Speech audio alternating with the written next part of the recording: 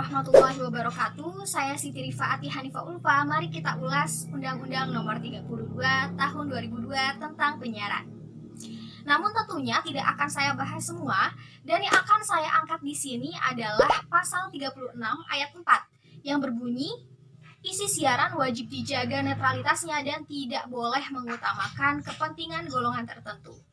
Yang selanjutnya, hal ini pun ditegaskan kembali dalam Peraturan Komisi Penyiaran Indonesia atau KPI nomor 02-KPI-03-2012 tentang standar program siaran.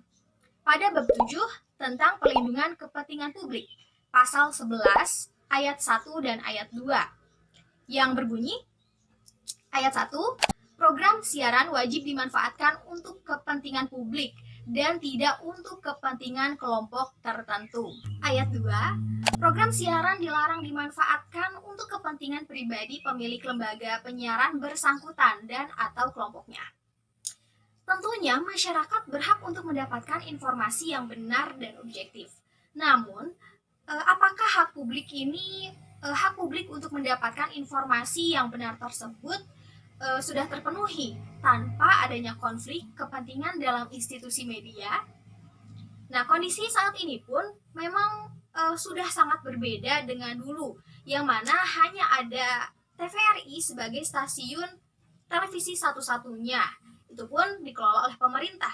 Dan sekarang keberadaan stasiun-stasiun televisi swasta sangat diharapkan mampu untuk mewujudkan prinsip diversity of content dan diversity of ownership, sehingga demokratisasi ranah penyiaran dapat terwujud di tanah air Indonesia ini. Dan kenyataan yang terjadi bahwa industri media di tanah air saat ini dikuasai oleh beberapa konglomerat. Di antaranya ada Haritano Sudibjo dengan MSI Group, yaitu RCTI, Global TV, MNC, hingga iNews. Lalu ada Surya Paloh dengan Metro TV, ada Khairul Tanjung dengan Transcorp, yaitu Trans TV dan Trans 7. Kemudian ada Abu Rizal Bakri dengan TV One dan Antv. Lalu pertanyaannya, apakah kepentingan publik tetap menjadi prioritas dan dijunjung tinggi oleh stasiun-stasiun televisi di Indonesia? Dan apakah terjadi pelanggaran atas Undang-Undang Nomor 32 Tahun 2002 tentang penyiaran, tepatnya pada pasal 36 ayat 4 tersebut? Dominasi kepemilikan media televisi oleh satu korporasi atau grup bisa saja menjadi kekuatan besar untuk menjadi alat kepentingan politik dan alat tawar politik. Gambaran jumlah penonton dari setiap stasiun televisi dari sisi politik dapat menjadi gambaran besarnya kekuatan atau nilai tawar yang dimiliki.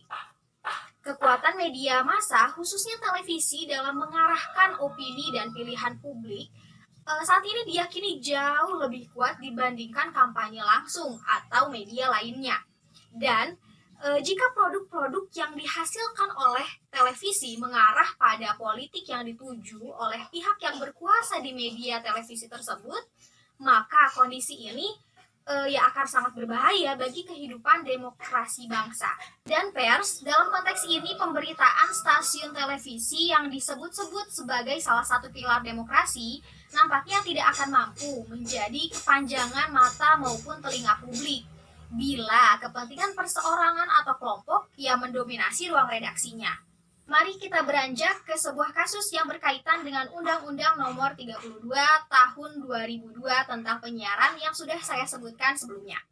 Kasus ini terjadi menjelang pemilu 2019, di mana Komisi Penyiaran Indonesia atau KPI melakukan pemeriksaan pada 5 lembaga penyiaran televisi nasional yang diduga melanggar aturan penyiaran kampanye.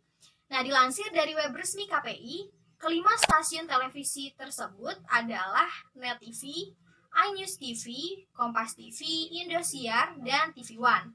Dan sebelumnya KPI pun sudah memberikan peringatan pada Metro TV untuk mengedepankan independensi dan keberimbangan dalam program siarannya. Misalnya pada kasus penayangan pidato Ketua Umum Partai Nasdem dalam pemberitaan di Metro TV. Dan kasus serupa pun terjadi sebelumnya, yaitu pada pemilu 2014. yang mana pada September 2013 KPI telah mengeluarkan surat peringatan kepada seluruh lembaga penyiaran untuk menjaga netralitas dan melarang penggunaan frekuensi untuk kepentingan golongan tertentu. Dan selama 3 bulan, yaitu berkisar antara September sampai November 2013, KPI telah melakukan pemantauan pada seluruh lembaga penyiaran. Dan dari pemantauan tersebut, KPI berkesimpulan terdapat 6 lembaga penyiaran yang telah dinilai tidak proporsional dalam penyiaran politik. Termasuk terdapat iklan politik yang menurut penilaian KPI mengandung unsur kampanye. Dan ke-6 lembaga penyiaran itu adalah RCTI, MNC TV, Global TV, lalu ada ANTV, TV One, dan Metro TV.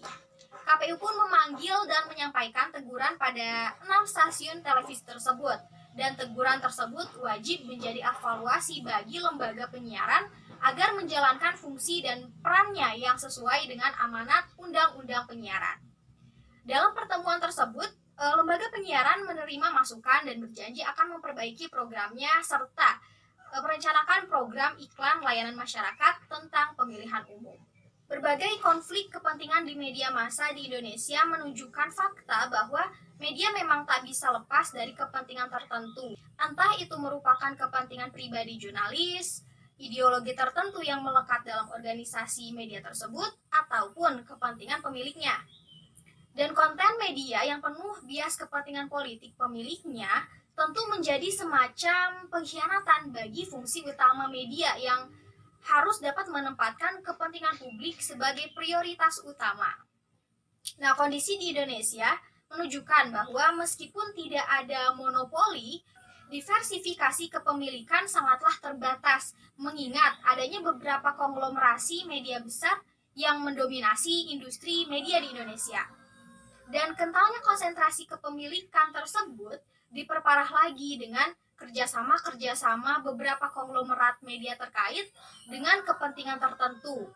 Ya, salah satunya yaitu tadi kepentingan politik. Dikuasainya media televisi oleh orang-orang yang tidak hanya bergerak di bidang bisnis tapi juga politik, tidak menutup kemungkinan membuat produk televisi kini sudah bersentuhan dengan kepentingan politik.